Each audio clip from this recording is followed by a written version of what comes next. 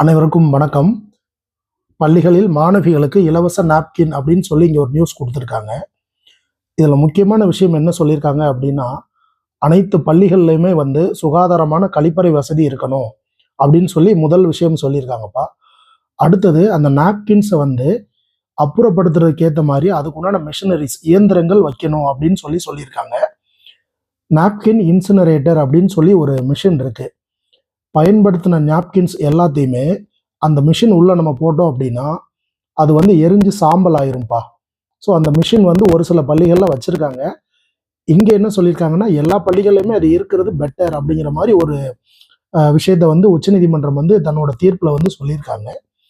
அடுத்தது இங்கே பக்கத்தில் கொடுத்துருக்கிறது புதிய திடக்கழிவு மேலாண்மை விதிமுறைகளுக்கு ஏற்ப ஊரக மற்றும் நகர்ப்புற பகுதிகளில் அரசு மற்றும் தனியார் பள்ளிகளில் நாப்கின்களை அப்புறப்படுத்த பாதுகாப்பான சுகாதாரமான சுற்றுச்சூழல் இணங்க வழிமுறை செய்ய வேண்டும் அப்படின்னு சொல்லி கொடுத்துருக்காங்க.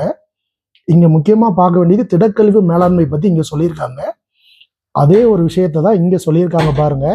திடக்கழிவு மேலாண்மையை பத்தி தான், அதாவது பிப்ரவரி 22 வந்த நியூஸ் பேப்பர்லையுமே சொல்லியிருக்காங்க. பள்ளி திட்டத்திலும் திடக்கழிவு தொடர்பான விதிகள் குறித்த பகுதி இடம்பெறுவதை மத்திய சுற்றுச்சூழல் வனம் மற்றும் பருவநிலை மாற்ற அமைச்சகம் உறுதி செய்ய வேண்டும் அப்படின்னு சொல்லியிருக்காங்க. நன்றி.